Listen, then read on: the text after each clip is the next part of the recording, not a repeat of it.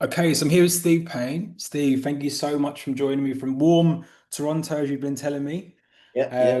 Um, yeah, really, really good to have you on, Steve. I know you've had interesting journey from journalism to pro license in coaching and club director positions and technical director positions and providing pathways to university and collegiate levels in North America. I'm going to try and get as much information out of you as possible in terms of your insight. As you know, this is a piece on US soccer primarily, but obviously that extends to North America too. And we're interested to kind of see how soccer across the continent is really evolving, how it has evolved in your experience and your opinions and thoughts.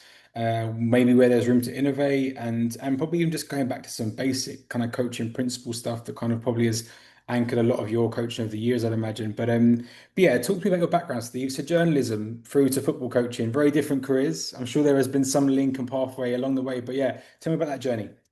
Well, I mean, I was a pretty good player as a kid.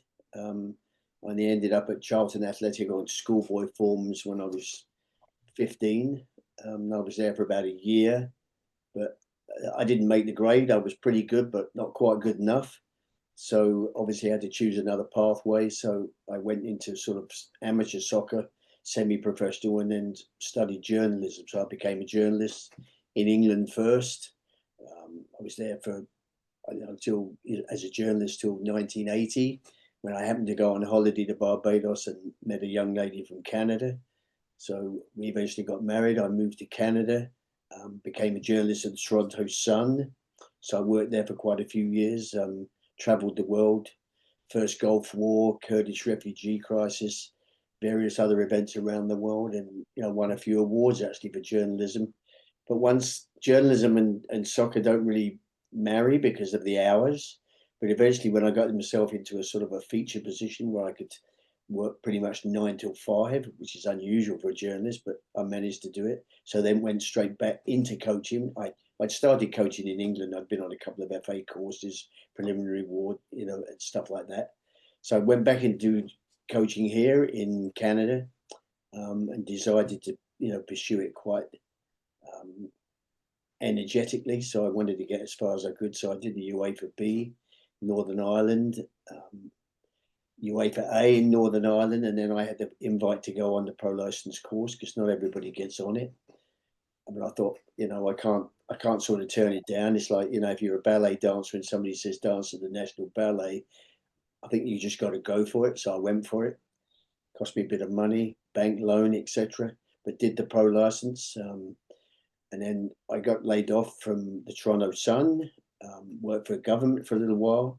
Laid off from there and decided let's go for soccer full time, and ended up in various full time jobs around here, various clubs. Ended up in Australia as a technical director there for a couple of years. Came back, and I've worked for various clubs now, and I work for about I worked all over the Southern Ontario area. Now I work for 3 different clubs, and I also scout for Ontario Soccer.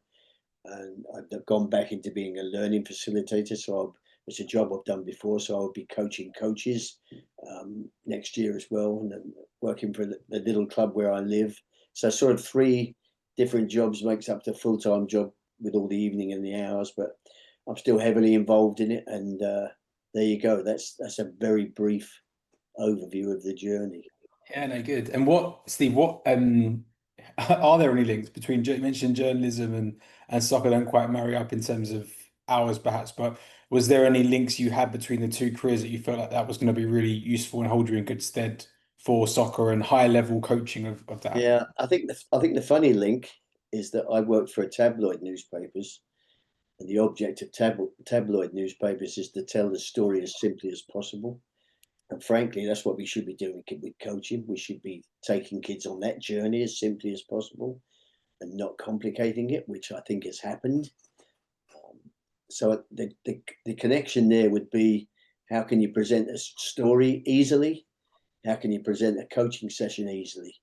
So simplicity being the key in both cases. If I'm going to tell you a story, you want to hear that story quickly. You don't want to be bored to death. And I think to some point in coaching now, we've reached a point where, in some cases, we're boring kids to death. We hear it a lot, don't we? Kind of overcoaching, right? And then you hear a lot of phrases along the lines of let the game be the teacher. And I know you mentioned here about describe yourself, and correct me if I'm wrong, you describe yourself as a guide rather than a coach. What do you mean by that? What's your Well, thinking behind? I think we, you know, we have to guide people along the way. So imagine you're going down a highway and you want to get from one end of the highway to the other. So you're guiding kids along the route. You're not telling them what to do all the time. I think we just have to initiate challenges, initiate that journey, and set them on it. And then, but they've got to do all the discovery. We just guide the path.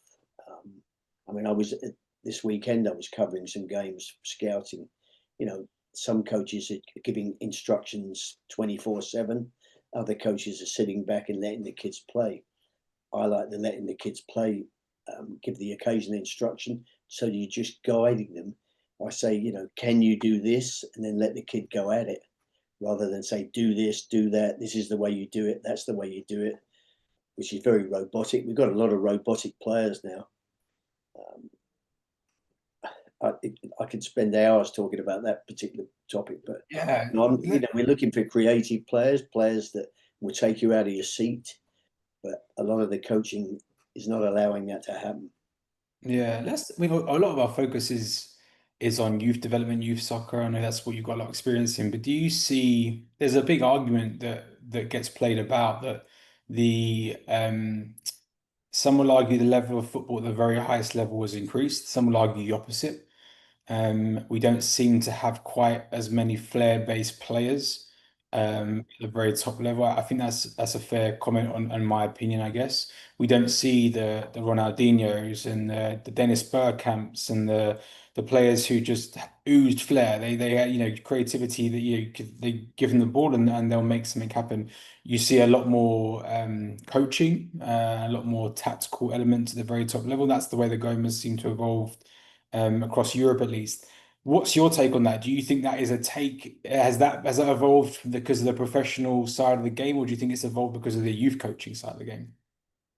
I think it's put more the professional sides of the game. It's the game is unquestionably faster and getting faster. It's more physical. The demands for fitness are higher. But I still think there's room for the quality, creative individual players. I mean, George Best could play as well today as he did whenever he was playing 10, 15 years ago. He could fit in today. There's lots of players from the past who could play in the future. They would just have to be a bit fitter. I think that's essentially the difference in many cases. I mean, we can all surely think of players who would be just as good now as they were 20 or 30 years ago. Just their physical appearance would be different. Their fitness levels would be different. Their nutrition might be different. Their habits off the field might be different. But nobody's going to tell me that the stars from the past can't play in the teams of today, because I don't believe that. But I think it's got very analytical. So here's a game that we're trying to make predict all the time. It's still unpredictable. You can spend a whole week preparing a team for a match, and then in the first minute, something totally unpredictable happens. I saw it yesterday in a game, just a kids' game. First minute, a kid kicked the ball at a corner, hit one of their defenders on the back of the head, and went in the net. Nobody can analyse that. So you're already a goal down. So your plans for those week have just gone right out the window. So there's still, in my opinion, there's still room for unpredictability. And in fact, I mean, I see the new Spurs manager, Frank. He's looking for players who've got that unpredictable kudos. He's picked other players now that because he wants somebody to be unpredictable when you reach the attacking third and not be robotic. I think maybe the phrase that's driving me nuts at the moment in kids' football is all you hear is pass, pass, pass.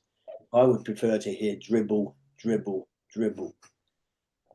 And I'm quite serious about that, because if we don't allow players to play, I mean, frankly, why bother?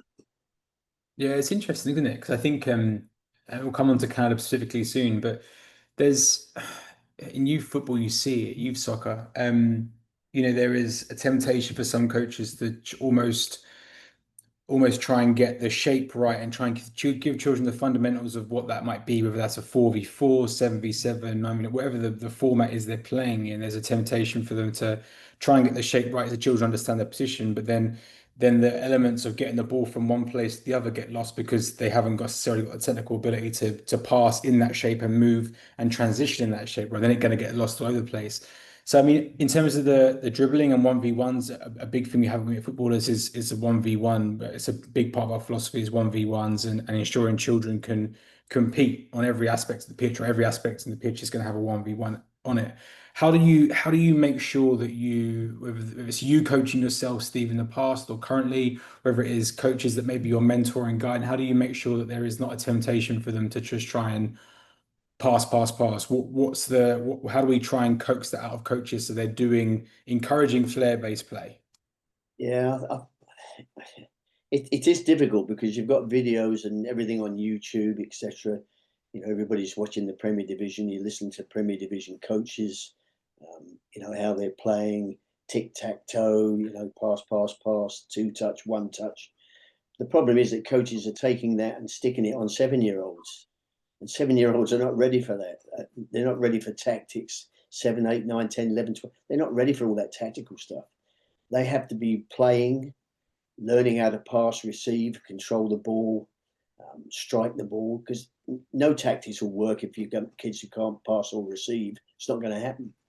Mm, You know, why is anybody taking an 11-year-old team out there and expecting them to play from the back and then screaming at them because they can't do it, or because they can't pass and receive, or they don't understand it?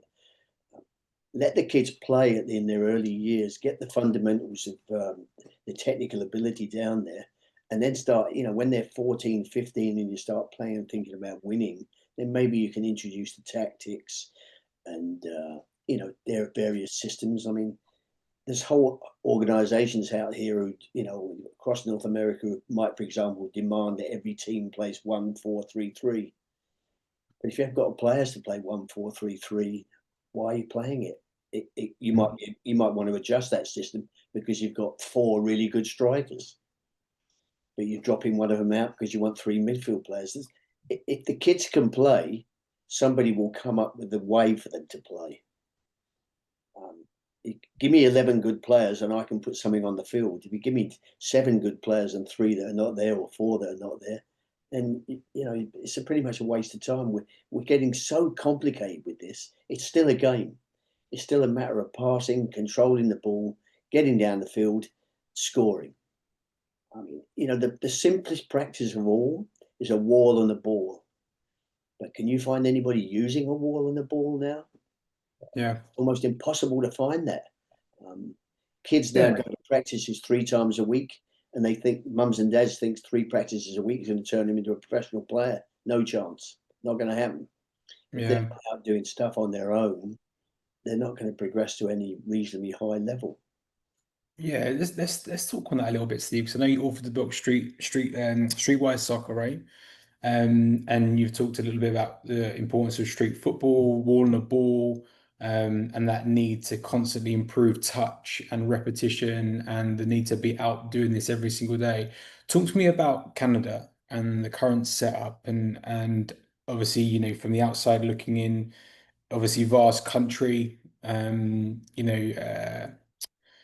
climate limitations for playing outdoors year round, but obviously I'm assuming there'll be indoor facilities that you kind of teams will use as well. How does that, what does it look like in Canada in terms of is street soccer a thing? Is it all paid to play? Is it all parents that are traveling to take their children places?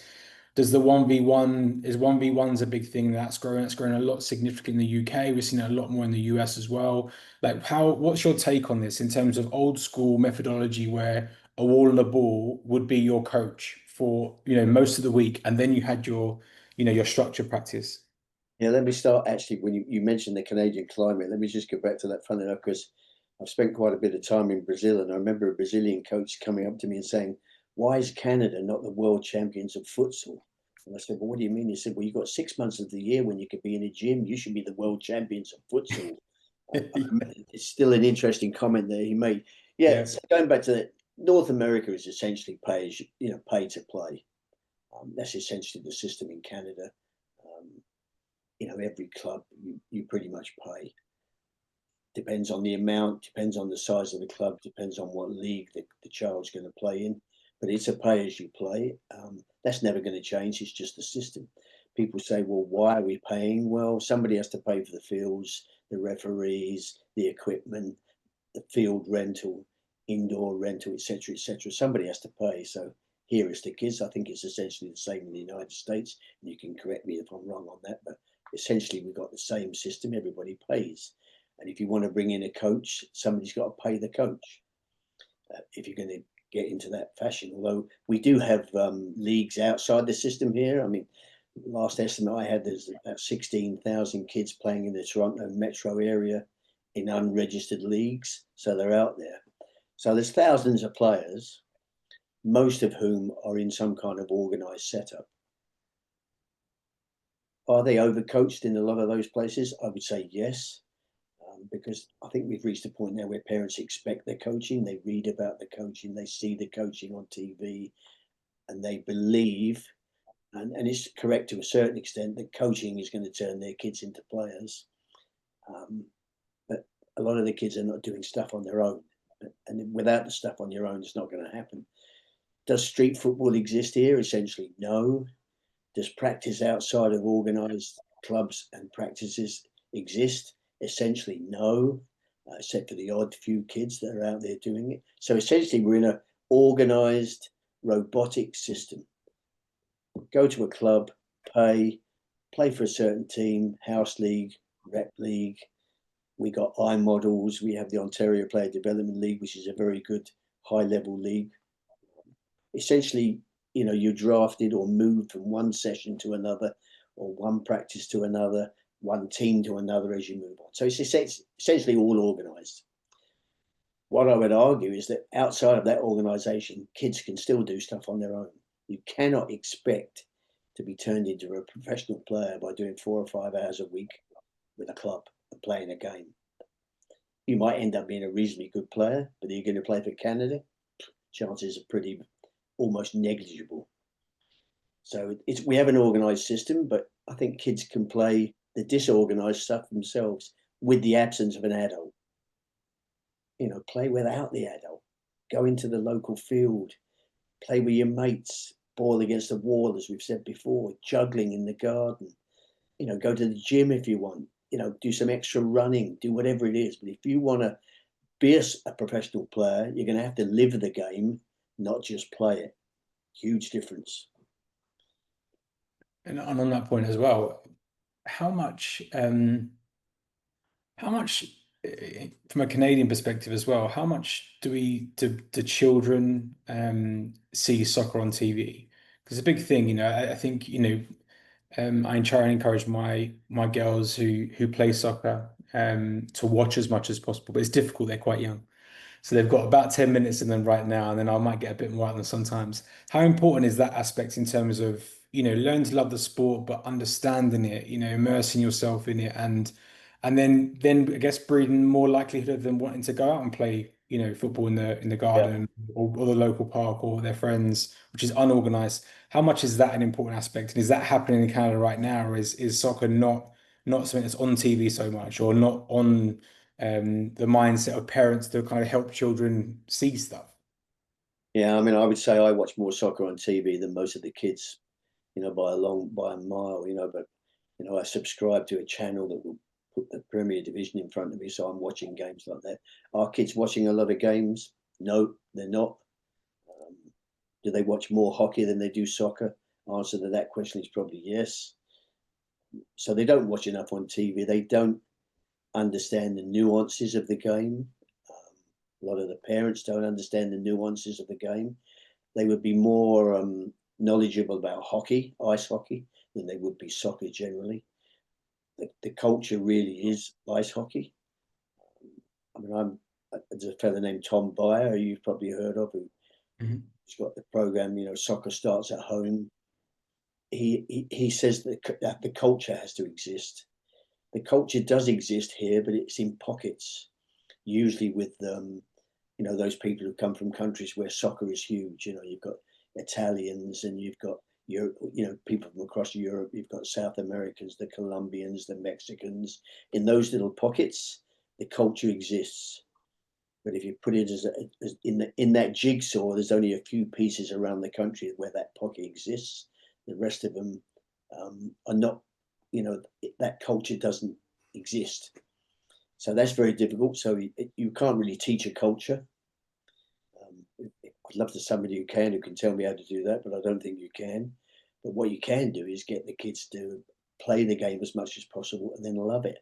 But if you go to a soccer session and all you hear is the coach barking for 90 minutes, are you going to love the game? Do you see the kids' faces when you say to them, "Oh, they use the word scrimmage. Are we going to play a scrimmage tonight, coach?" I say, "Yeah, we're going to play a scrimmage from now on." Their eyes light up because now they're playing the game. Do they want to run from cone to cone, kick a ball from cone to cone? No. So I think at those young ages, we've got to get them playing the game. Play the game. Love the game. Don't have somebody barking at them. Yeah. Let's enjoy it, and then you're building that love in the game, and then you can bring in the other stuff later. Let me pick up on two of the points you said there, Steve, which is really interesting. Culture is it's quite a far ranging subject. We haven't got enough time to cover it today. Yeah, But it's an interesting point because having moved to the US myself a couple of years ago now, and my children playing at a club at an OK level, um, it's interesting when being the UK voice in the American parent group, often I'll get asked about things. This is without them knowing about my background in the sport. And speaking from a parent perspective, there's two things that I notice that I think are because often I'll get the question, I'll get the question, you probably heard yourself, especially of the US, where huge population, very athletic population, do very well in the Olympics. They do very well in sport generally. And there's a desire and an individual mentality which takes these athletes onto very high levels across sport, but they haven't managed to get that into soccer just yet. Whether it will happen in our lifetimes, time will tell, I guess. I think they've fallen short, and I think they're falling short right now ahead of the World Cup like next year, right? But I think I say to people that when you ask the question, how the US team is shaping up right now, I often take it back to youth soccer. I say you've got to look. It's not about what Pochettino can do right now with the men's national team, right? It's about the players, how they're being taught at the early ages, and the culture is one thing I say a lot, right? This is why I talk about it now. And there's two things that strike me. One is that the children are not in the US, from what I can see, the children are not immersing themselves in soccer. It's just not what they do, right? Whereas when I grew up playing football in the UK and played to an OK level, like you live and breathe it. You live and breathe it, right? Everything from the moment you wake up, you want to watch football. You go and play in the playground. You do street soccer. You collect your sticker albums. You all that stuff that comes as part of a childhood where maybe in the UK it's an example of kind of where football dominates as the number one sport by a long way, right? And that's just how you're brought up. But until the US has that culture where children are living and breathing it, maybe some children are, but I yeah. would say generationally they're not. A lot of parents I'm speaking to, this is their first steps into the sport, and that's through their children, right? So I think that's a real hindrance factor for children right now. And I think accessibility is probably the other one I've noticed. Pay to play model, yes. There's probably a lot more over time. I think the Americans in particular will get better at this in terms of providing access to programs, access to a high level of program. And I speak about it both male and female. I have daughters who play, and there's as much as it is competitive soccer, there's not enough competition for places. And that's the thing. You'd get three, four, five times the amount in the UK. And that's where, girls football is still growing. But in the US right now, you're barely putting a squad together. And I think that's because of the pay to play model and because of the culture of that side of things, really. Would you say the same in Canada right now? Is kind of echoing similar sort of feeling from you or something different? I mean, it's tough, but I mean, here in Southern Ontario, with Ontario, we have Ontario Soccer. We have the Ontario Player Development League, which is the top youth league. It's a fair amount of money to pay to play in that league, but it's a very, very good effort to produce a professional standard type youth league with proper standards. Everybody has the proper qualifications. There's a physio at every game. very well organised as though it was on a professional level. It's a very good league. There's a lot of people who complain about it, but it is, in my opinion, a very good effort at producing a number of players going through a professional style system in the youth ranks. There are other leagues below that, etc., etc. Some kids can't afford the OPDL, so they'll play in another league, and you'll have pockets of kids who just simply have no chance of being in that OPDL because they simply don't have the money. So, is the OPDL have every good player? Of course not. I mean, I don't think any league has all the good players. Ontario is huge. Ontario is so massive that our players being missed. Of course they are, which is a sad thing, and I'm sure that's happening in the United States as well. You know, are there poor areas where there's kids being missed? Of course. How you discover all those kids, of course, is an extremely difficult thing to do, especially in a massive country like Canada.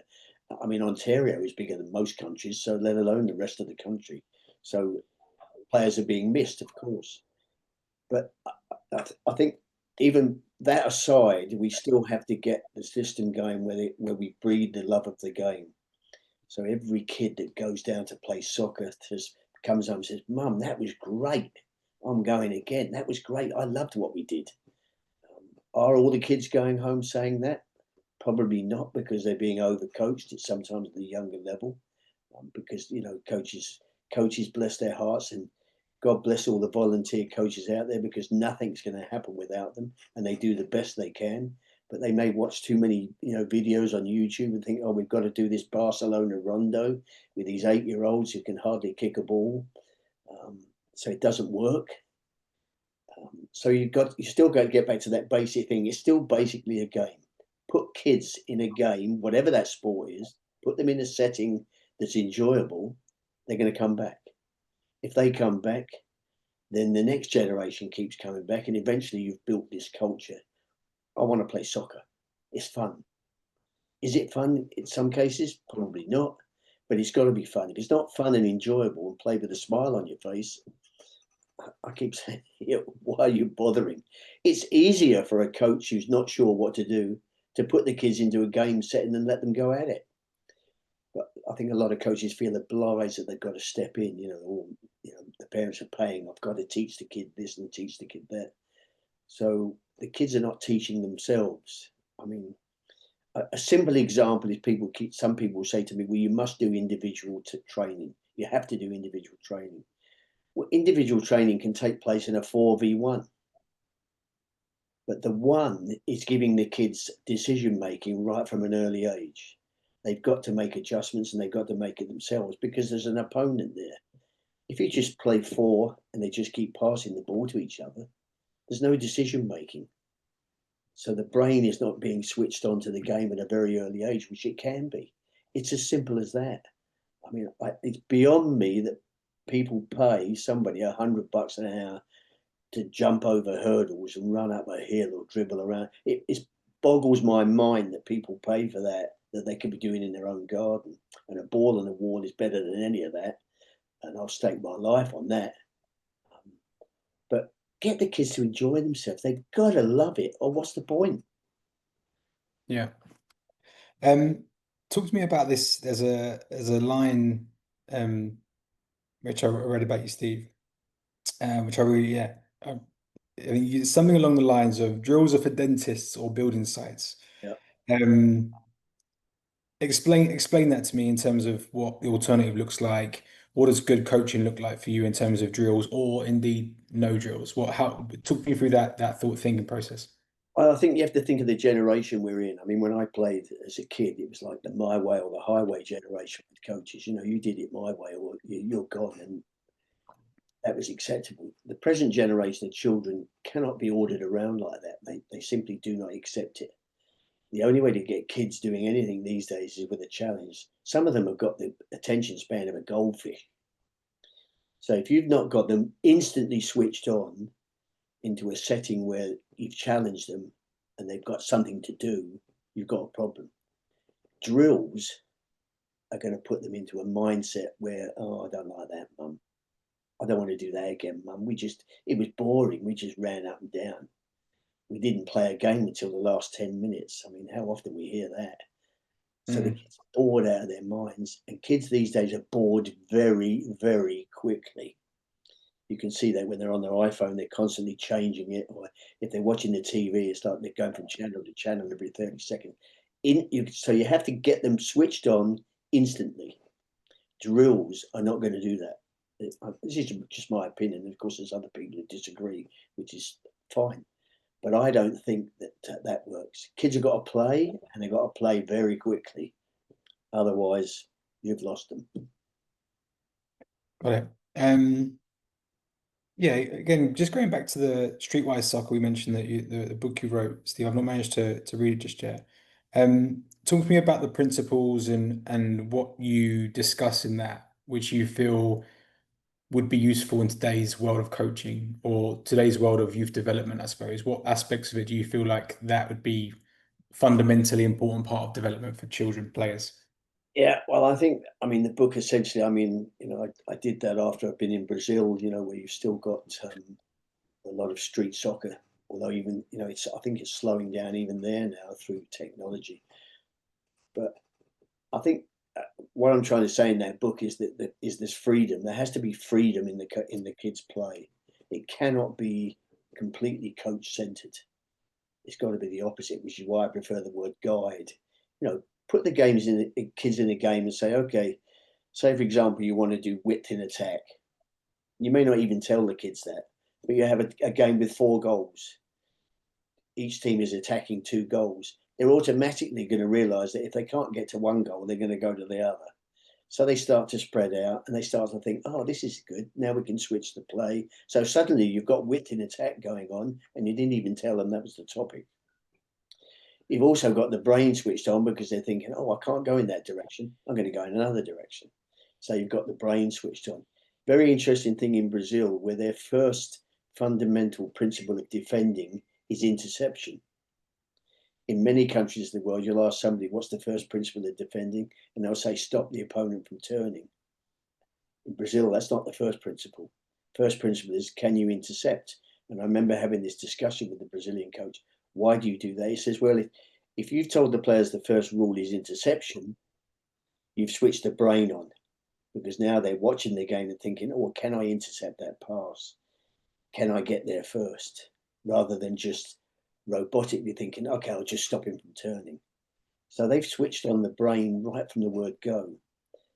And it's that sort of thing that can be done in constraints, games with constraints or conditions. Just give them something to aim at, something to realize, something to create, something to figure out. And then you can occasionally go in and guide that.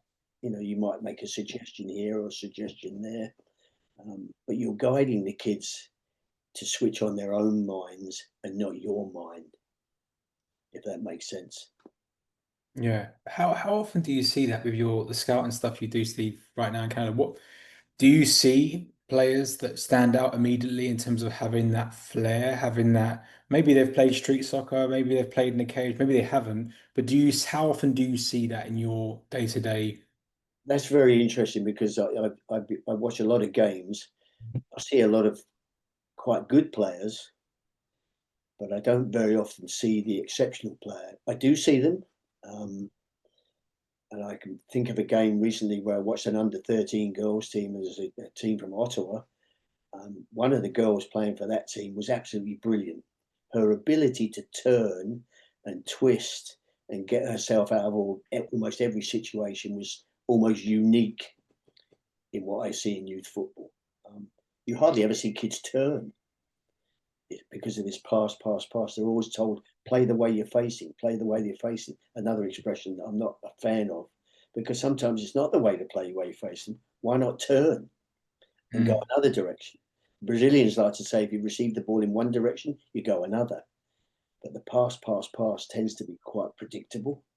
So this particular, I remember almost getting out of my seat watching this young lady play. I'm thinking, if this girl continues, here we have a star because she was doing things that were completely different from every other player.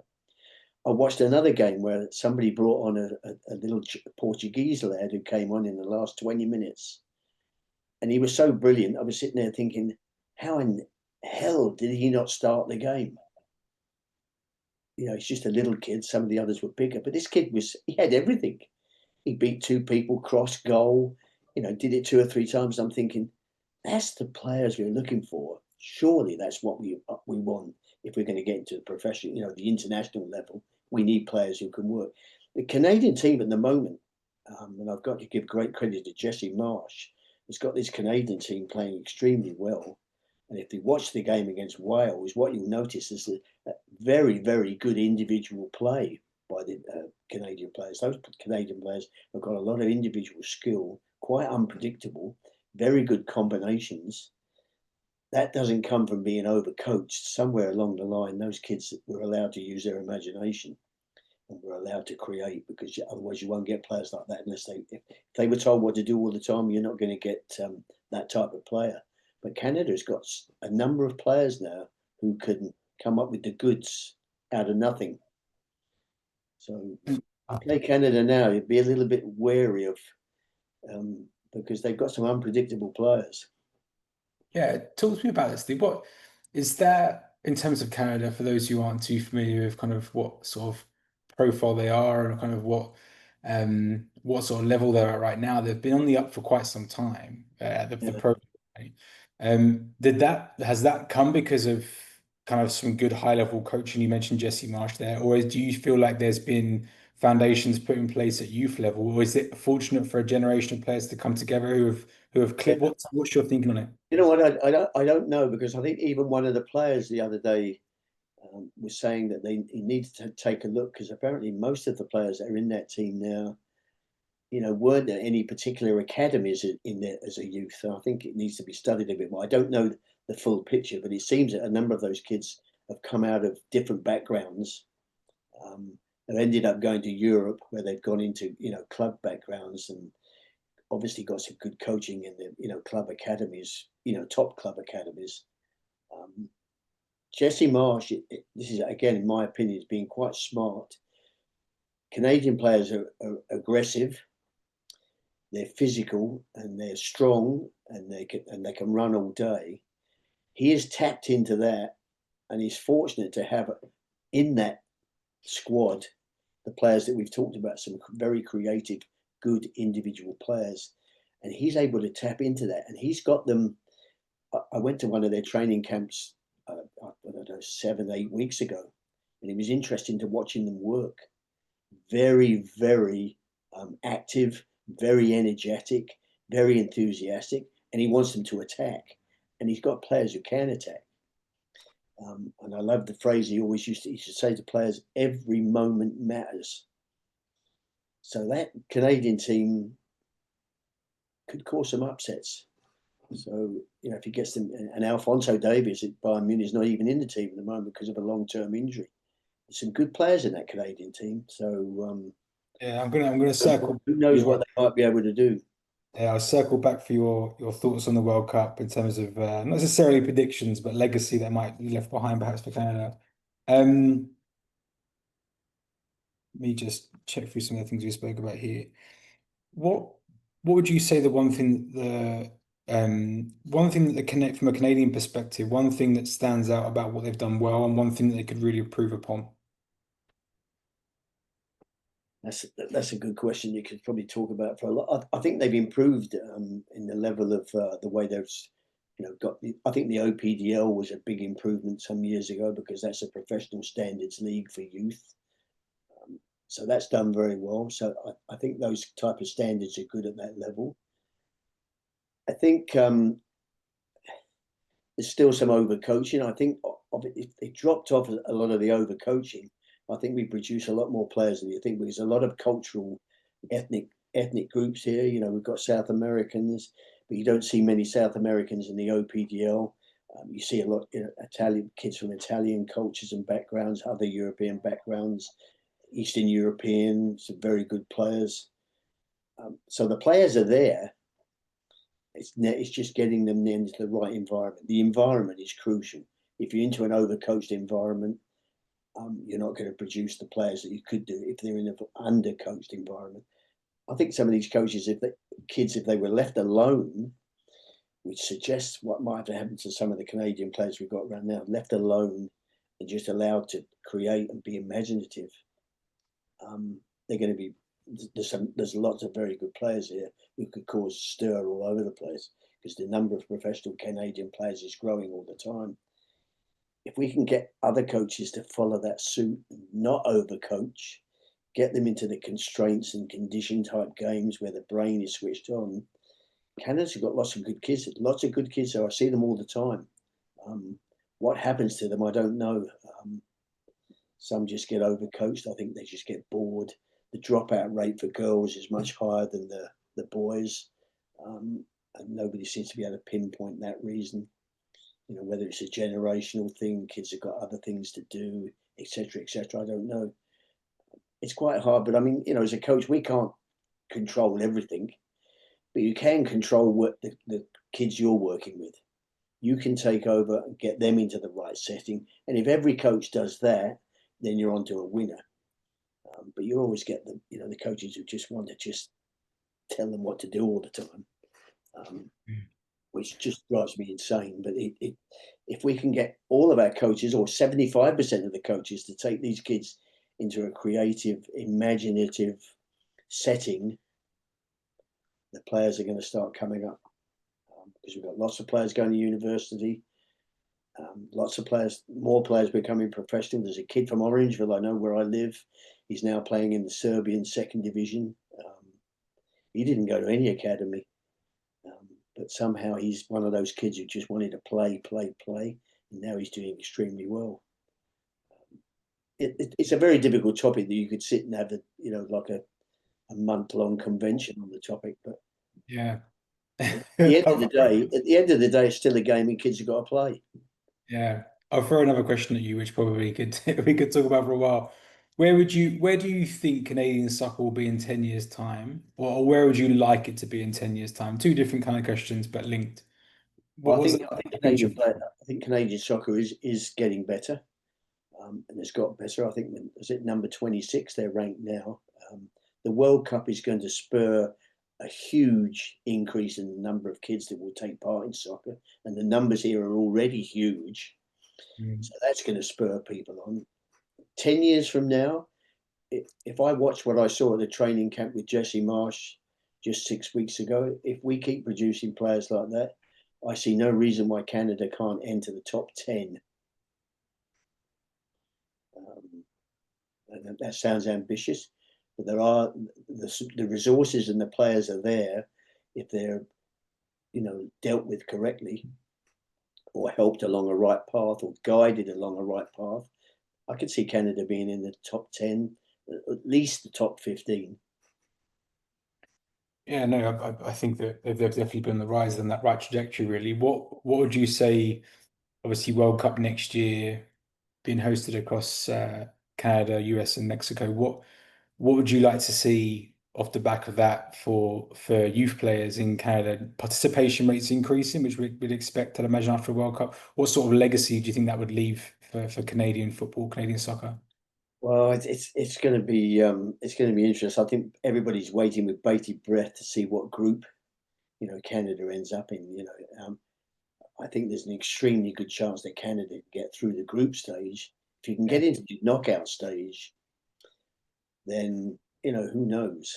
I mean, there's not that many games in Canada, but if Canada can get through theirs and get into the group stage, last 16 is not beyond reach. But the World Cup, sometimes the luck of the draw, you could be get to the last 16 and face the holders Argentina. Who knows? But I mean, with the luck of the draw, I could see Canada in the last 16. I would be disappointed if they're not in the last 32 or got knocked out at that stage. I'm hoping and expecting, with Jesse Marsh at the helm, when he's got them really going, last 16 would be really good, and that would be huge. Because you get to the last 16, you get to the knockout stage. You can have, as we said right at the beginning of this thing, you can have all the analytics, but in the knockout stage, who the hell knows what's going to happen? Yeah, I think my take would be that I think Canada will be a country a lot of other countries will want to avoid at all Oh yeah, stages. I don't think they're going to be one that that people will look at and think, actually, yeah, I fancy our chances. I think that could be an easily game that go either way. And like you said, the strengths Canada continue playing to their own strengths. They're going to be a dangerous side, I think, which is exciting for Canadian football for sure. The last question, Steve, I'm going to have to give to you is, if a young coach was listening today, what would you say the single best piece of advice you'd give them as they start their journey, or in their career, if they're mid-level coach, to help them go and continue, increasing the value and the impact they're going to have with the children that they teach and they coach. That single bit of advice that you think would be useful for them. Um, Stop watching videos on YouTube. Um, I mean, I'm being a bit extreme there, but I would advise them not to get bogged down with what they're seeing on the TV or hearing on YouTube or hearing from the top coaches. Take the game back down to its basic format, which is pass, receive, dribble, score. When the other team has the ball, stop them from scoring. I remember an Argentinian coach saying to me, if your team's got the ball, you just do all you can to get down the field and score. When you haven't got the ball, you do everything you can to stop the other team from doing that, exactly that. So get the game down to its basics. It's still a game, still only one ball, and let them play, but let them play in a way that you challenge them. So I'm a great believer in these conditioned and constraint games where you can literally manipulate what you want the kids to do, but sometimes without them even knowing, so that they're challenged. But for God's sake, let them play. If they don't play, they won't. I mean, we've got to pay to play here anyway. But if you certainly don't let them play, then nobody's going to play. Let them play. It's I think it's fundamentally crucial for kids to be enjoying themselves. If they're not enjoying themselves, take up another sport. And if they're enjoying themselves, the coach enjoys themselves. So if you've come back from a session and think, oh, that was great fun, the kids really like that. And then you get this question, well, did they learn anything? Well, sometimes they've learned more than you even realize. Um, you've got all these things written down on a piece of paper. Did I do this? Did I do that? Did I do that? I think that's less important. It's more important that the kids have got home having really enjoyed themselves, and you've given them some kind of challenge, and they, oh, mum, this was great. The coach wanted us to do this, and we figured it out ourselves, and we picked our own teams, and we scored a lot of goals, and that I think that's important. Just take it back a peg. The game's not. I've never yet seen a player who's been produced on a computer. They're produced on the field or on a playground or on a street somewhere. They're not produced on a piece of paper. So just get it back to that. Now, if I can end on one thing, we were talking about the World Cup and the unpredictability. If you look at most games now, it doesn't matter where it is, only about a third, or usually only about a quarter of shots inside the area are on target.